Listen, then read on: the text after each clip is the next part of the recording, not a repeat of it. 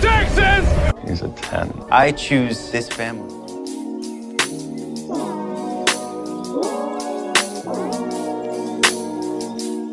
Hey guys, and welcome to episode 76 of 911 Lone Star Roundup. I'm one of your hosts, EJ, and with me today are my lovely co-hosts, Katie. Hey guys. And Grace. Hi everyone. Today we'll be talking about season 6, episode 9 of 911 OG, titled Red Flag, or also the fall finale, which actually was a little surprising. Some of us hoped for 10 episodes, but it ended up being just 9. So we have 9 more coming whenever they come back in the spring. Yeah. It was weird, but I'm okay with it. Yeah, same. Like, it's fine. It was a really good episode, so I can't really complain there. This was the perfect one to leave off on. Right. Honestly, it's just like, of course we don't want it to end, right? Of course. But yeah, so we should probably get talking because we do have quite a few notes.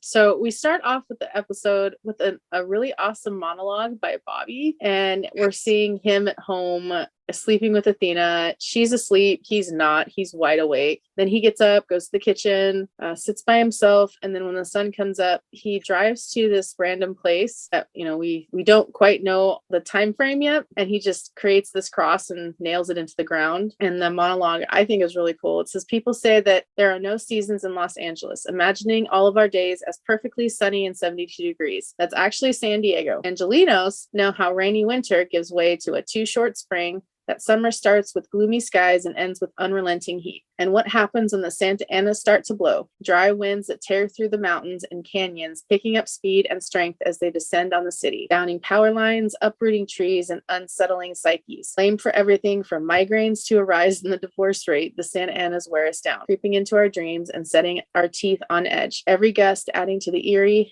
pervasive sense that a reckoning may be upon us. Or as Joan Didion said, the wind shows us how close to the edge we are." I love that. First off, the writers did awesome with the writing, and I love Bobby. I mean, and it makes so much sense coming from him, like his perspective. And we haven't gotten his perspective on things much lately, so this is really cool. Yeah, I know. I love when they give us monologues from Bobby because they're always so freaking good. Like, I always love when shows do that in general. It just I love whenever we get a good monologue from any of the characters, but hearing them from Bobby is just really special. Mm-hmm. And so it's always a great time when we get it from him. So this was really good. And actually, this was the first time I'd heard of like the Santa Ana winds. So this was a whole new educational experience. Oh yeah, I know. Yeah, I knew a little of it, and it's been joked about before on the show. But to see them go into the deep details like it. Remember when Buck, and you're looking at me like you're like, what? But, yeah, I'm running through my brain like when did this happen? Remember when I'm running through my entire 6-season long encyclopedia brain to figure out when they joked about the Santa Ana. One fan right now. So season 2, when Buck and Eddie were high, Buck asked Eddie, maybe it's the Santa Anas. Oh, I remember How this. Did you manage to pull that from your... Dang, EJ's taking my place here. Man, I need to rewatch. I'm that impressed. Again. I'm stinking impressed. Not that I thought that anybody but Very Grace good. could pull it off, but that's impressive. So I was a little. EJ, I mean, just take my crown. And I am on the West Coast, so I had known a lot of people from the California. So it's not. It's mentioned. They joke about it. But yes, and we go into the show, they do 3 days earlier. So what happened with Bobby is 3 days after the start of the actual episode, or we'll figure it out. But we see Maddie sees Josh walk into the call center, and they're like, "Oh, you're working tonight." They didn't see him on the schedule, and he's like, "Oh, one of the dispatchers had a root canal, so he was filling in." And he's not excited about it because he hit like a detour coming into work, and they're crazy nights, and he usually tries to avoid crazy nights like full moons and the Santa Anas. Of course. And so he's telling Maddie and Linda that this about this, and they're kind of like smirking. And we're like, I don't know. I was like, what's going on? But it's also funny because it seems like the last few like major things that happened, Josh hasn't been there. So I'm like, okay, what's going on? And now I'm like, okay, it's already what are they shaking up up. to? What is the call center up to? And I can't remember exactly how the conversation went, but they were talking about, some things that had happened. And Maddie's like, oh, it's just an average windy night. Maddie, you never say that. That's like saying quiet. I'm just like, Maddie, you know better, girl. Maddie, haven't you talked to Buck recently? Oh God. Haven't you talked to your brother? Haven't you heard about that whole thing? Yeah. Isn't your brother the cause of it? Doesn't your brother usually get hurt on those instances? I mean, I'm like, honey, you were an ER nurse and are now True. a dispatcher. Yes. And your partner is a firefighter, paramedic. Where the fuck? Yeah, that too. Who That's is a very much security. into those things. Right. Superstitious as fuck. Yes. Yes.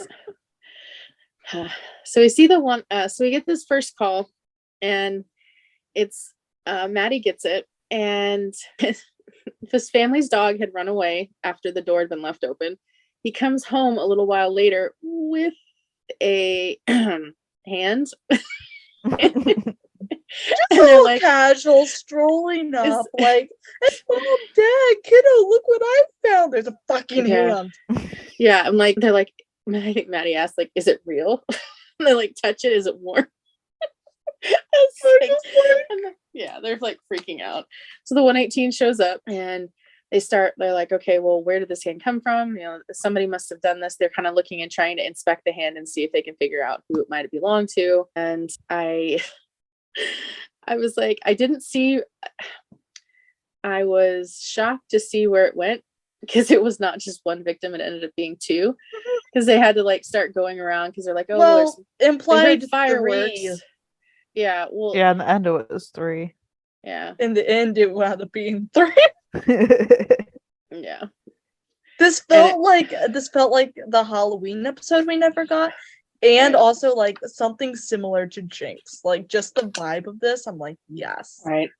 And part of the reason why the dog had run away is because there'd been fireworks going off, so it got startled, and we know that dogs are very notorious for being scared from that. So they had mentioned to the paramedics and firefighters, the 118, that there had been some fireworks going off, but then they just suddenly stopped. Well, there was a reason why it stopped, because somebody blew their hand off. Another person decided to help and then blew his thumb off, and then somebody else got hurt too. And what was it? I remember there was a scene, and it was like Buck and Eddie walking out of separate houses, like, because they had to go door to door and see if they could find the person who was hurt. And they're kind of looking at each other like, I don't know, like it was just a very random scene. But I remember like thinking, I was like, okay, yep, this is gonna be a crazy night. And like somebody had to say basically the equivalent of quiet. And yeah. I mean, this is just one of those things where it's like, you do a dumbass thing, you're going to suffer the dumbass consequences. Like, you have no one to blame except yourself. It was just, and it was funny because like this kid came up and he asked if they needed help, and then he steals like the hand and he starts running away. Like, what the hell? And Buck's just like, not it. And Eddie runs after him. Yeah. That was another great part. Yeah, and the guy, so he's missing a finger. And then they figure out the second victim is missing the hand. But then they find out that the finger that they find is not the one that's missing. It's a thumb. It's a thumb, not rump finger. So I'm blown away by this. Yeah, no, this is like... And what the hell was the what the hell was a sense in stealing the goddamn hand? It's not going to grow back on. What do you think, he was going to sew it on himself? No, the kids did say he was taking him to the hospital. Anything. And also, that kid would have died of blood loss long before they got to the hospital. For sure. So, like, Yeah, that was definitely Do not dumbass things, Yeah. get dumbass consequences. dumbass. And this is kid. just the start of Young the and episode. dumb. Yeah, I know. For Oh, we're real. already off to a raging start. Yeah. So next scene is we get it's Denny's birthday, and he's opening gifts from Hen and Karen, and they tell him that he can do anything he wants for his birthday. And so he asks if he can ask about his birth mother, and wants to know things about Ava, things that we as fans know because we've seen the show, but Denny hasn't, doesn't know any of this, or they've tried to protect him from a lot of it, which I totally understand. Like, kids don't always understand those things, and it's just better to not. And he's asking questions like, does she live nearby, and how did they know her? And Karen says, if he wants to know, they'll see if they can find some stuff from around the house that might have been Ava's or stuff, so they can show him. And I was like, I don't know if I like where this is going, because yeah, I don't like. The thing is a lot of people are like, why are they bringing this up? Okay, the kid's 12. You can't. Oh do yeah, you for not sure. think that he doesn't have any questions? Because obviously In he fact, does. 'cause- he's overdue for those questions, if we're being Right. honest. Like, it's amazing it's only being brought up now, which I actually think this is the perfect timing, because it's Yeah. far enough removed from when there was Ava shit going on. Yeah, for sure. But at the same time, like, we all as fans remember what a bitch she was. Yeah. Sorry guys, I'm in Yeah. rare form tonight. But I'm speaking truth. But yeah, And he's 12, and he has a right to know, and not that he wants to replace them. He just wants to know because he knows that he's not biologically either Hen or Karen's, and he wants to know. He's curious. Yeah. That's natural. And 12 years old, that's a really curious age. That's not the only age, but that is the age where you start wondering where you came from, especially if you know already that there are some mysteries in your past that you don't know about. Right. So like who his birth parents were. Right. So I'm glad we're actually finally tackling this. It was certainly not what I was expecting from the episode, but I'm glad we're tackling this. Right. And so before we get any more of that, we see Bobby at home, and his sponsor stops by, which is random because we've never met his sponsor in the 6 seasons of the show. His name is Wendell, and he wanted to come by and see if Bobby's okay. Like, yeah, doing good. And Bobby's like now 5 years sober, which, wow, huge milestone for Bobby. So but happy.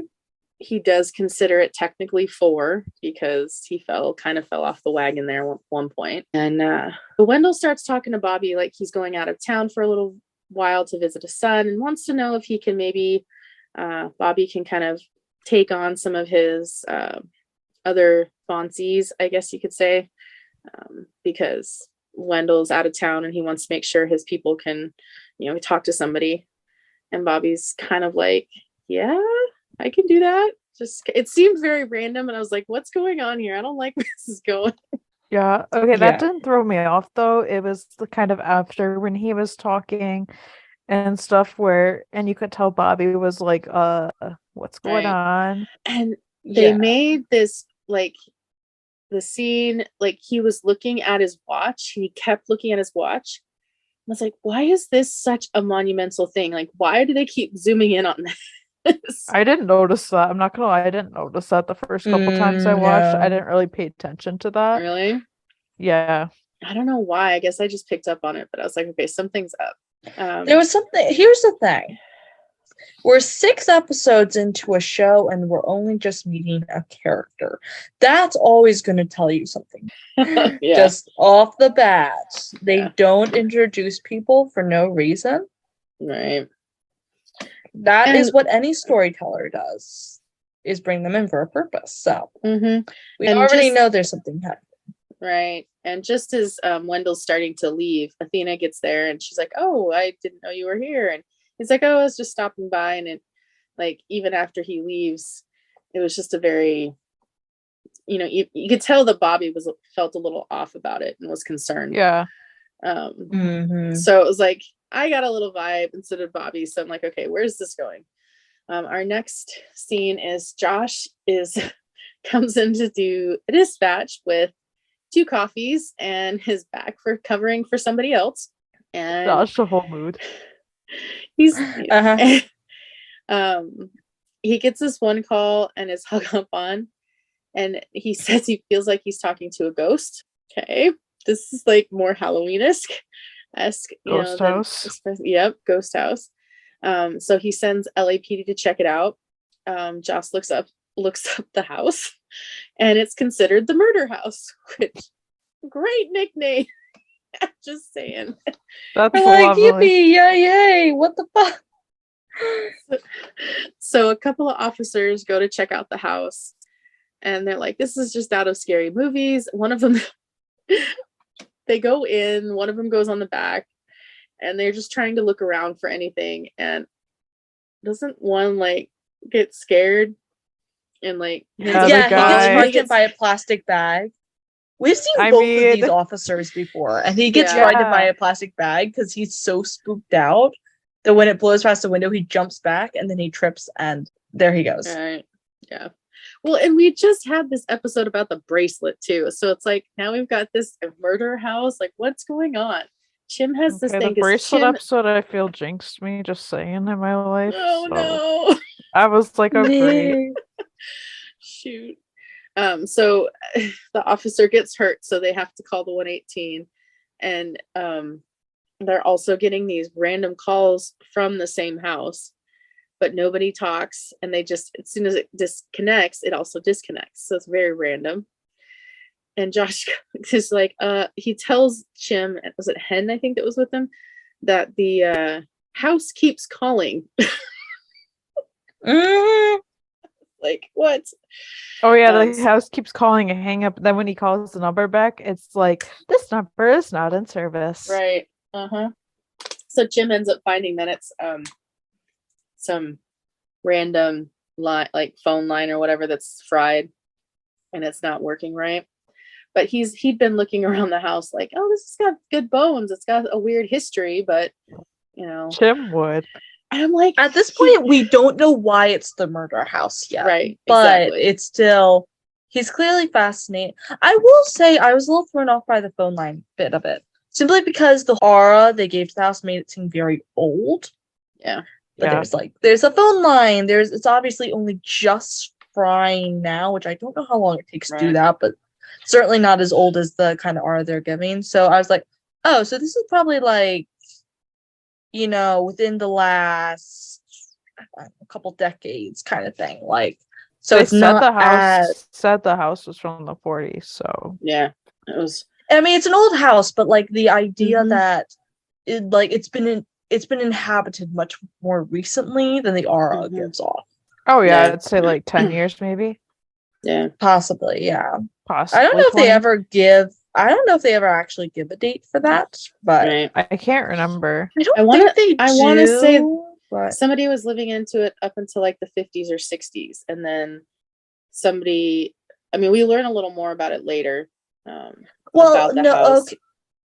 I thought it was Here's- later than that, but who knows? I think it's later than that, simply because there was still, I forget exactly what the relative's connection was, but there was still a close relative connected that after the owner had died, and we get into the story later, it went to them. Mm-hmm. Yeah. So, I mean, I don't think we're gonna know. I just think it's I a think- lot more yeah. recent. I think it was That you the sometime in the 80s, I think. I think they might have Yeah. briefly mentioned that. Mm-hmm. That would make sense, everything considered. So, yeah, we can go with the 80s for now. It was sometime in the mid 1900s. Yeah, I just vaguely remember The mid that. to Yeah. mid to late 1900s. Let's Yeah, narrow it down to about a 50-year span. Yeah, there you go. So we get back to the station, and Bobby gets this voicemail from Wendell. He does not sound good. He sounds like he's drunk or high. And it was like really hard to hear that. And I feel so bad for Bobby getting that call, because he tries calling him and then Wendell's not answering the phone. And it was not a good message. Like, I would be really worried about this person if I got a call like that. I know, that made me so Oh, sad. Yeah. That's when I was just like, I was right. They never introduced somebody for no reason. Yep. Something's Yeah. up. Something was up and we don't like it. And so then we see Eddie and Hen are talking about Denny, and then Bobby's sitting with them, and Chim is at inside, and they're all kind of at the table. I think they're drinking coffee. No, they're upstairs, aren't they? Yeah. Oh yeah, they're on the roof. On the roof. I was like, what? Where were they? No, 'Cause they no, went no, no. somewhere That's different. later. Oh wait, no. Roof is later. Sorry. Yeah, there are upstairs though. They're in the loft area. Yeah, That's because Because remember, the yeah, it's roof the is middle of the after night. this one scene. Remember, Because That's Buck right. was not awake yet. yeah, That's remember right. it's the middle of the night. gets They a all rude just awakening. couldn't sleep. That's right. I got confused because I was like, there's two really good like station scenes, and I got them mixed up to the one they had. I and also got mixed up so with it. Yeah. So Bobby's with them, Chim's with them. Chim is looking into the murder house, and he's trying to get information about it because for some reason he's super interested in this house. Mhm. And I then wonder why. hashtag random. I mean, I know they tell you if you have a problem and you drive past the firehouse to like go into it, but like here comes this random car driving into the 118, not just stops, almost hits a guy. Yeah, like This not is loud, hilarious. honey. So they're like, I think all days, and they all run downstairs trying to figure. I don't know what's funnier, is that she's naked, or they're trying and then or Buck coming down and asking. Buck "Is she coming naked?" down is comedic because Buck is Oh just my like, God. this is how he wakes up, and he's just like, I heard shouting, and he Yeah. sees this lady naked, and he's like, oh wow, this is not a dream I've ever had before. And then he's just like, is she? And Buck is like, naked? Naked? And Chip's just like, and asleep. And so they're like, oh, well, shouldn't you not wake a sleepwalker? And it's like, you Right. don't really have a choice. Yeah, I mean Like- she's kind of naked in the middle of your Yeah, so- firehouse. Right. And of course, Bobby being the dad and the fire captain, he's like, okay, so he has one of them go look for a blanket, has somebody else try and look in the car and see if there's a purse or something. And who said the Eddie. comment about, do you really think Eddie. she remembered to grab her purse? Was that And he's Eddie? like, I she's loved naked. that comment.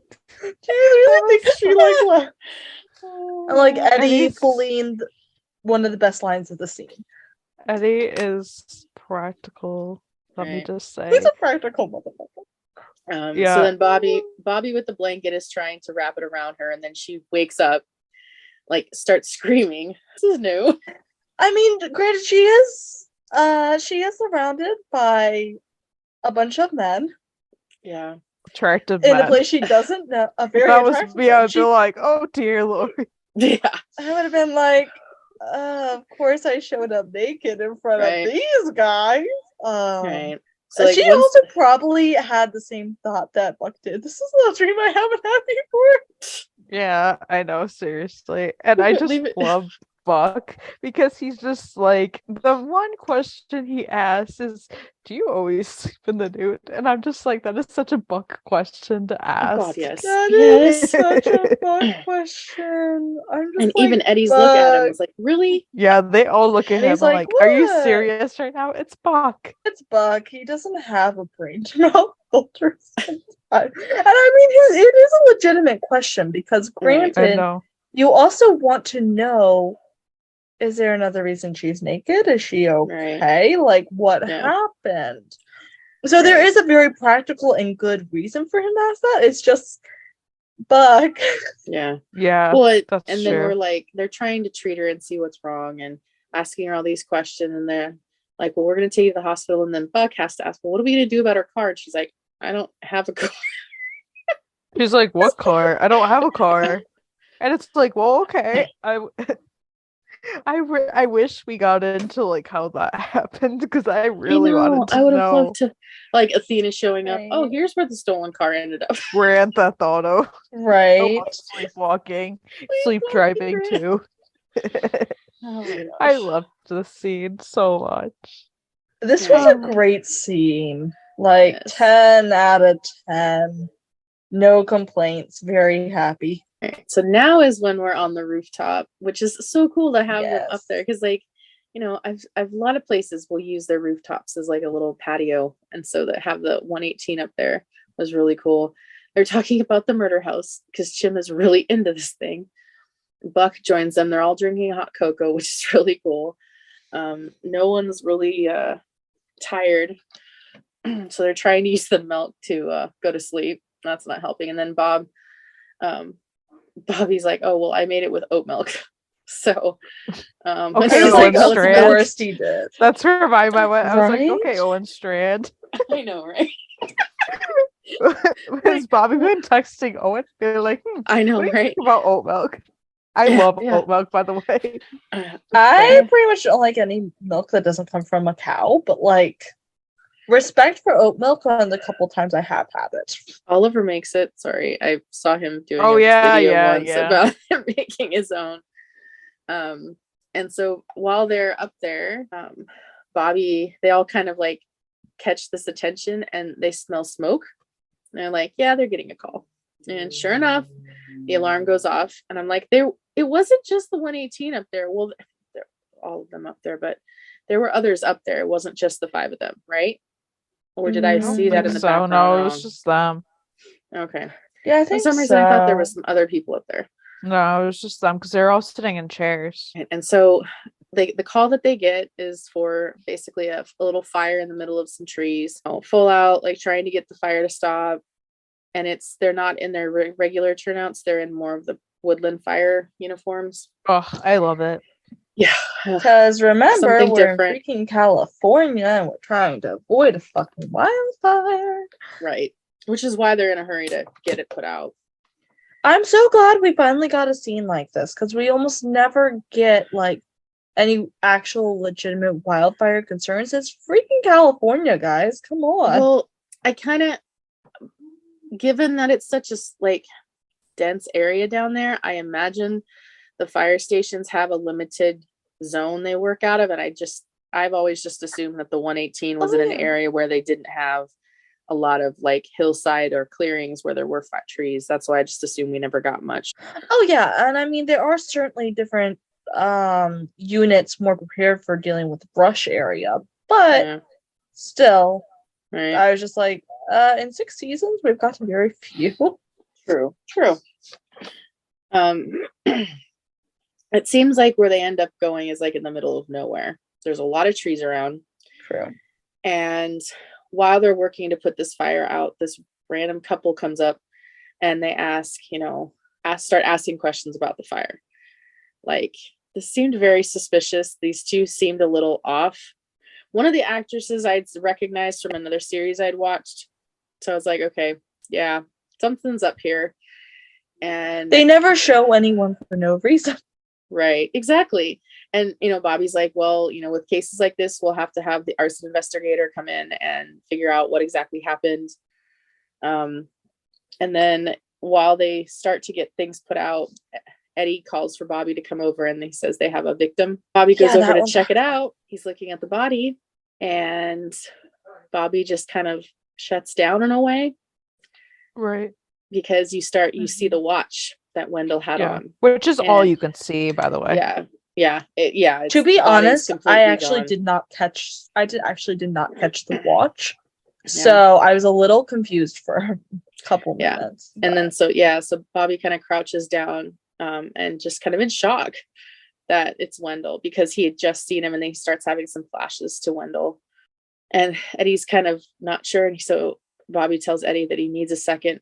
And then Eddie asks, he's like, what is it? And then he's like, you knew him. And Bobby's like, yeah, it's my sponsor. And I'm like, oh shit. And this would have been where that clip was from that was in some of the promos for the beginning of the season of Eddie crossing himself in the woodland fire gear. Yeah. Originally I was upset that we didn't get that just before this episode. Yeah, because we thought it was going to be the beginning of the season. Right. Yeah. Now, we did talk about this a little bit. In the end, I'm kind of glad it didn't happen. Same. Simply because the focus needed to be on Bobby. Yep. But, I'm still glad we got that in promo at least. Right. Yeah. And I agree. We even talked about it because I think I brought it up that I was really surprised they cut it, but you both made some good points about it, and I'm like, okay, yeah, this is definitely more for Bobby than it was for Eddie. Right. That was my Yeah. thing. I was like, it's not about Eddie, and putting it in would make it about him, where this was a Bobby moment, and Bobby basically falling to his knees, being upset about this Mm-hmm. was him, and it needed to be about him. And that's why I like that they didn't just throw it in. It would have thrown off this whole scene. I mean, like, granted, we always want all the Eddie stuff we can get. Of course, but But in this, I will take just getting the promo. yeah. In this case, I want the Bobby stuff. Yes, absolutely. Yeah. But man, this was a hard scene because you're like, they always bring someone in for a reason. Oh shit! This time they brought him off to kill him. Yeah. I don't like that. Like, we just meet Bobby's sponsor and here he is, like, dead. What the hell? I swear to never mind. I actually liked his sponsor too. I was just about to say Wendell something, but I'm not even going to put it into existence. Nope, I'm not going to say anything. Uh-oh. Okay. Tell you guys later. If it's that bad, yeah, if that's bad. If it's that bad, keep it off the recording. We don't need to put into other people's minds. Nope, and nope. Nobody. So the crew gets back to the 118, and it's obvious everybody's worried about it. And Athena was talking to Bobby on the phone, right? No, this is after, when he was at home. Oh, he was. Why did I feel yeah. Yeah. Okay. Never mind. We get this crazy kind of, Bobby's at home talking to Athena about Wendell. She had talked to the detective assigned to the case, and they said that the area that Wendell was found was a common area, but there's a rehab center about a mile away from where they found the body, and also found out that Wendell had lied to Bobby about going to see his son, and he hadn't talked to his son in several weeks, so it wasn't like there was no plan for him to go visit his son. Right. Yeah. Which is just creepy.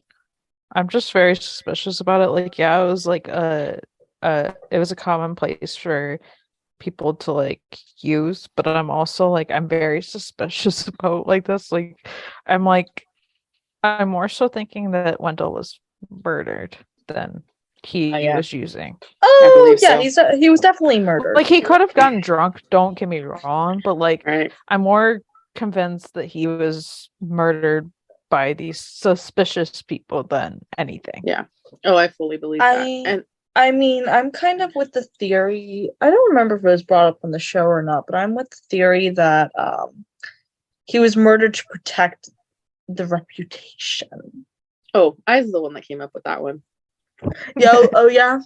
I agree with that. That's my theory, is like I feel like that couple that we saw at the fire, I think they were full on trying to find out all the information the firefighters knew about the scene, and we then we'll talk about this later, but I fully believe that it's because of that, and we'll talk about it in a little bit, but jumping ahead a little bit, but yes. So Hen pulls out a box to give to Denny and starts going through it, and she ends up taking some stuff out of there. There's a few things, and there's a folder of papers that she takes out and kind of hides away, but the rest she gives to Denny so he can start looking through it. And I'm like, what's in the folder? Because it just seemed random to take the single folder out. I'm like, what is this regarding? Obviously something she didn't want him to know or something, for whatever reason. But I think he saw her. He definitely saw her. That was so like sketchy, because she just like is like, let me just hide this. Oh, you're not really hiding it. I mean, granted, there may just be some stuff that she wants to talk to him separately about, or stuff she doesn't think he needs to know yet. So like, I'm not very fazed by the fact she did that, but I do wonder what was in it, because like, what does she not want Denny to see at this point in time? Right. Comes to Eva, you gotta think maybe it's nothing good. Yeah. But I am glad she did give him the box of stuff because I feel like because it was an open adoption, and it was more through friends per se than like strangers just adopting their child out. It's a little different than if it had been, going through an agency or something. So I'm glad that he was able to at least get to see some of the things that Ava was in her life with. But before we go on with that, we find Josh at the dispatch drinking more coffee. And Linda comes in asking, is like, is that like cup number 4? Yeah. And Josh is like, he hopes it balances his insomnia. And like maybe too much coffee is why you're having insomnia, which is totally possible. And he's like, I live on coffee. I'm just maintaining the baseline here. Okay, well, why is that me? I was like, literally. Oh my God. Yeah. I don't drink any caffeine. So I don't. And when I can't relate. I don't drink any coffee, yet that still was a relatable mood. Yeah. Like I live on water. I'm Rafa. I drink water. I do too. I drink like a ton, but I also drink a lot of coffee. Yeah. It balances each other out. There you go. It really does. Yeah. So apparently Chim had been talking to Maddie about the murder house because she comes in asking what they know about this house. And Josh is like, it called me. And she's like, well, Chimney's now obsessed with it. On track. Yep, that makes sense. Yeah. So then we get this really cool, like 118 call. We start off with Chim and Hen talking about the murder house on the phone. Then Buck calls Chim, and then Chim adds him to the call with Hen. And then Hen says, welcome to our pajama party. And Buck's like, what if I'm not wearing pajamas? Oh God, Buck. Honey, just like roll with it. It's such a Buck thing. And I love Hen's response. And it's like, nobody wants to know what you're wearing, Buckley. And Chim's or like, not. Chim's Eddie might, but like Chim's been. I mean, yeah. Sorry, I had to. Oh gosh. Chim had been sending apparently Chim had been sending links about this murder house to the group chat that they have, which is really cool to know that they have a group chat. I need to see screenshots from this group chat. And Buck and Chim's like, why are you calling? And he's like, well, I knew you were awake because, you're sending these links every 15 minutes. And they're like, well, what do you want, Buckley? And he's like, I have news. And they're like, okay, well, what's the news? And wait a second, I have to call Eddie, of course. It's called Eddie. I was like, okay, what's going on? And so Eddie answers while he's gaming. Something I love to see. Our resident technophobe. I know. I think they forget he's a technophobe because every once in a while we see that and I'm like, guys. Oh yeah, it's only really come up the once. So Eddie's a gamer and can't nurse the shit out, but all right. I know we kind of joke about it, but I kind of feel like Eddie just doesn't like the extra technology that's there. Like video games is one thing. Having a smart speaker or whatever that can, like answer your questions with you barely asking it or giving you search results for X, Y, and Z is definitely a little giving you creepy stalkerish. Eddie wouldn't have a Hildy, Buck would. I know, right? Uh-huh. And then when they get married, then what do? Divorce Hildy? Divorce Hildy, yep. That's what would happen. Because remember in season 2, when Buck was saying something about Siri and how she gives me directions, she plays my favorite music or something like that. This is Buck. That's what it makes you think of. Yeah. Oh my gosh. Yeah. I think realistically Eddie has a healthy paranoia of technology, because let's be honest, technology can be scary shit. Oh yeah. But I think the whole Hildy incident was fabulous. But he's also never going to look down being called a technophobe now, even though he like isn't, but we're gonna ignore that. Right. So in this call, we get Eddie's gaming while they're all chatting. They all have stuff going on. Chim is obsessed with his house. Hen is worried about Denny, because she's like him asking all these questions. And Buck decides to share his news that he's officially responsible for the creation of life. And then he says he's going to be a father, and I got the ick from that because I was just like, yeah, yes. I'll be honest. I got more of the ick from him saying that he was responsible for the creation of new life. I'm like, honey, just say you have a little sperm demon out there, and like the rest of us. I don't like the thought of that. Like, he's not a father, so like, I don't care biologically if you technically are. I don't count it. I feel like he should have just left it at responsible for the creation of new life, because that's what it is. He's literally the only reason why they're pregnant. But like, it's going to be Connor and Cameron's kid, not Buck's. He just helped them make that. And then I think what Chim says, congratulations. And then he's like, but wait, should we congratulate you? And Eddie says, it feels weird, but weird too. But Chim says it's weirder not to. And I'm happy for Cameron and Connor. Because I have known people, and I've known friends who have not been able to conceive naturally and have had to go the extra mile to either get a donor or do the IVF and all the treatment. So I get it. Like, more power to you if you have a friend or family member that can donate. But I just don't feel like Buck has been in the right mental state to truly grasp what exactly is going on. Because he's not a father, like Katie said. He's not going to be in that child's life as a father figure. He's just the person that helped the kid's parents. He's literally conceive him. Sperm donor. Yeah. He donated the sperm.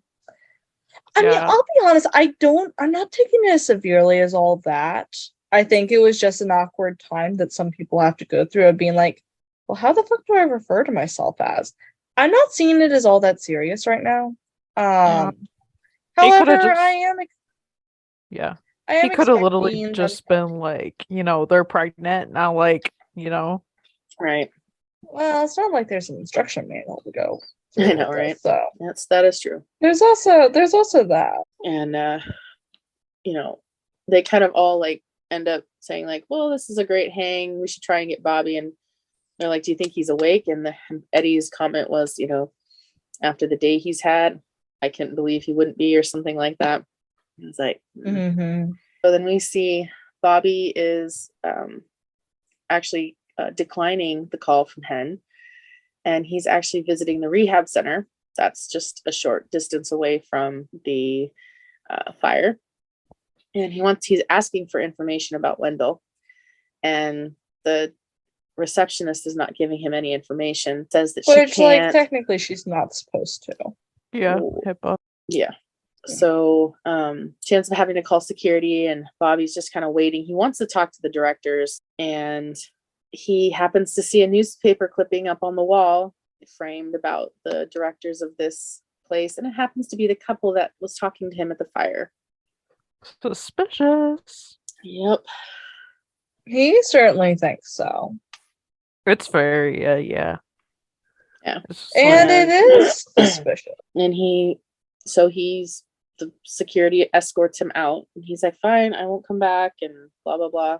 But Bobby, he's not going to let this go. Of course not. I mean, I wouldn't either. That's like really shitty crap. Yep. Back to Hen. She's struggling with Denny asking all the questions about his mom. And I think it was a dark time for her life. She had some great memories with Ava, but a lot of bad stuff happened too.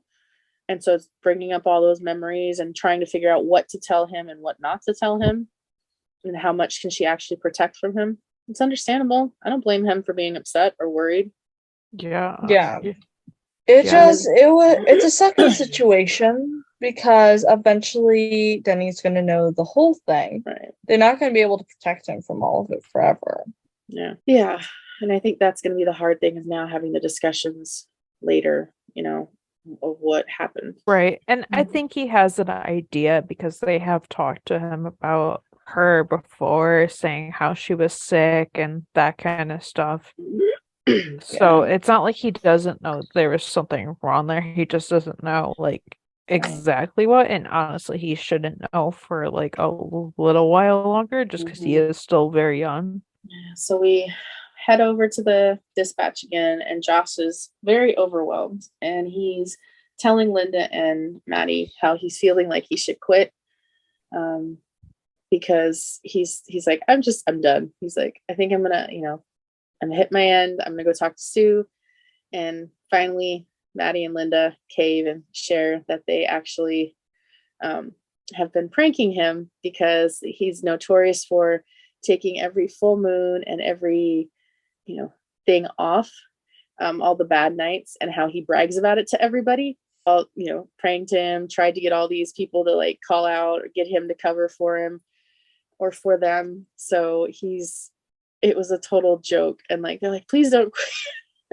And I was like, Yeah. oh my god, go Maddie and Linda, that was so good. Yeah, but he ended up pranking them back because the one guy had taken off for like his appendix and Yeah. Josh had approved it for his last appendix. Yeah. And Is how he so said he it. knew. He's like, So I he know. knew. I Yeah, it was mean, good. I'll be honest, I personally have a little bit of a grievance with this, just simply out of you're making someone who has been working consecutive shift after shift after shift go on call that's actually irresponsible. I just personally have an issue with it in that sense. But like from just a joking standpoint, it is funny. It did rub me a little bit wrong. Yeah, But I mean, it was his choice it's because he is kind of the boss. So he is kind of like, he kind of has to cover. I mean, he could have found yeah, but when he cover, didn't but need to, Right. you know. But it was satisfying that he got them back. Yeah. So after that, we can kind of tell we're closing out the episode, and we see Karen and Hen talking to Denny, and Denny makes it clear that he's not looking to replace them as moms. And like, I was like, okay, good. It's like, you never know. Sometimes the kids are like, okay, there's something going on in his head that he's not been talking about. Is he afraid? And they share that they, want him to be able to ask about his biological mom, and they'll tell them what they can, which is good. I'm glad he told them that, but it's still like, where's this going? We don't know. It's definitely not the end of it. Yeah. And then we see Chim taking Maddie to the murder house, just because that's a thing you do with your fiance or your girlfriend. Clearly. Hey, it's the 118. What do we expect? I mean, it's not technically the murder house. Right. Nobody was murdered at the house. Yeah, exactly. Nobody was really murdered in general. Yeah. So it turns out that the family didn't get murdered there. They actually got into a car accident before Christmas and they died. And the mom of that family was at home, and she left the house after the funeral and never came back. And she died the year before. So Chim found the new owner from the family and is, I guess, put an offer to buy the house because he feels like a family should live there again. And the house hadn't been lived in since that family had died. So there actually never was a real truth to the myth that it was the murder house. Yeah, that's the thing about those things. Like, people make up these like weird things. There is a house that kind of reminds me of this. I believe they knocked it down a while ago, but it reminds me of this kind of house. Right. It really does. Yeah. Mm-hmm. Yeah. So then we kind of get I think every area kind of has one of theirs. And one of the scenes we get is kind of closing up the episode is Denny found the folder that Hen had pulled out of the box, and goes to see his biological father. I'm like, oh great. And end of episode. Well, kind of. We get the closing montage, which is really cool. As like all seasons, eventually the Santa Anas end. The tension and turmoil they bring are finally released as they dissipate over the Pacific. The city rests and the familiar cycle starts again. The rain comes, though less every year now. We wait for the wow. That's a word I can't actually pronounce. I know. I had to listen to it. I think it's. We don't wait remember. for the jacarandas. I'm gonna guess. I think that's what it is. Is it jacarandas? Is it a No, Spanish word? it's It looks Spanish. Jacarandas to bloom and curse their flowers when they fall, knowing that every passing day brings us closer to the return of those winds. And it's kind of cool as the montage is like the monologue is going on. We see everyone sleeping. Buck's asleep, Eddie snoring, and the game controllers falling on the ground. Maddie and Chim are asleep. Hen and Karen are asleep. Bobby puts up the cross that we saw at the beginning of the episode where Wendell died. And he's sitting in his truck watching the couple arriving at the couple from the fire arriving at the rehab center.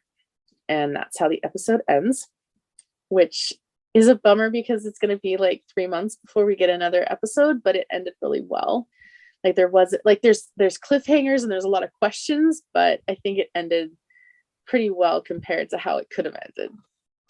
Yeah, like there's little cliffhangers, which I like. Some people call this episode boring, and I'm like, do we watch the same episode? I'm like, I love this I really like this episode. No, this was not a so good. boring episode.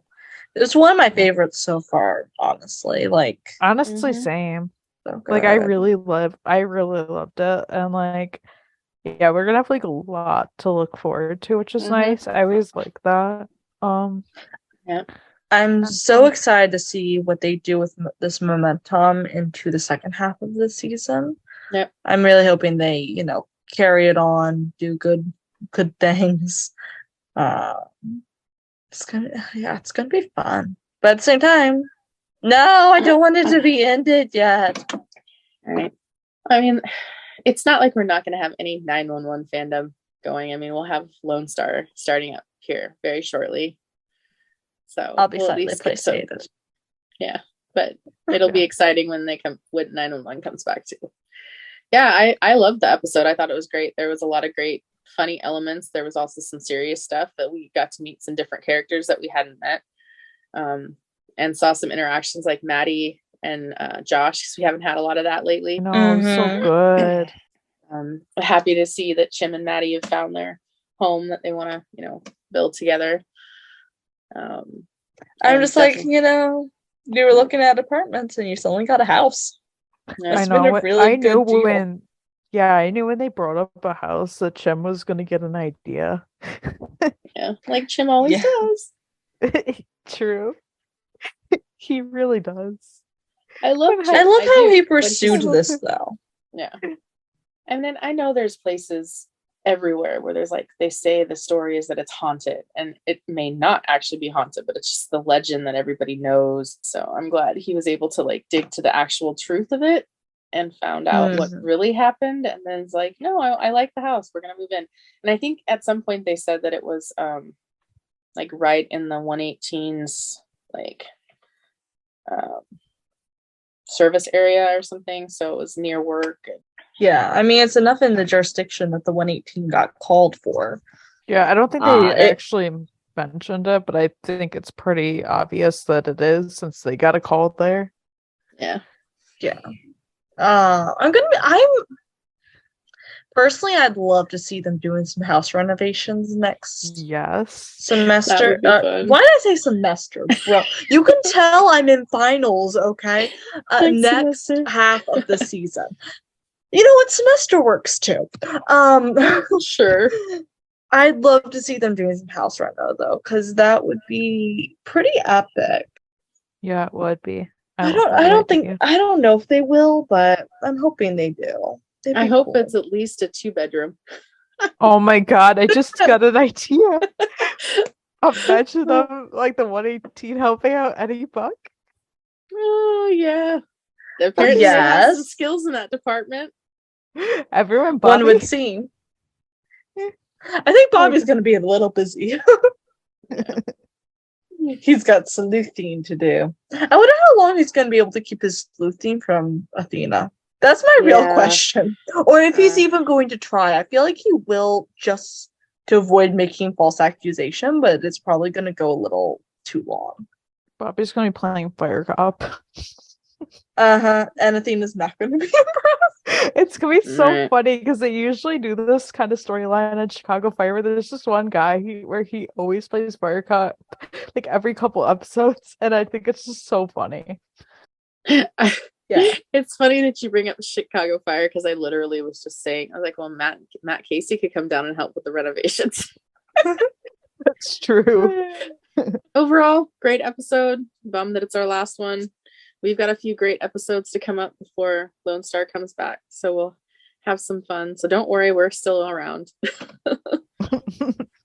Oh yes, we have more plans before Lone Star comes. Yes. And then- let's have a second freak out for Lone Star's coming back soon. I know. Like more is coming out about it, and more Yeah. people are acting crazy. We're so excited. It's very gonna be an excited. interesting season. It is. Finally I'm ready. getting some of my closest wishes. Right.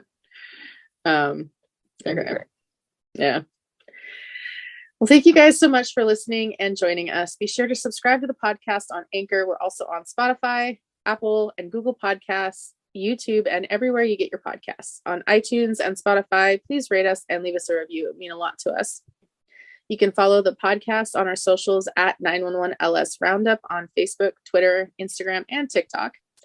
And you can also join our Discord server. The link is in the description of this podcast and also in our Instagram bio. Guys can follow me, Katie, Apple of Tarlos on Instagram and TikTok.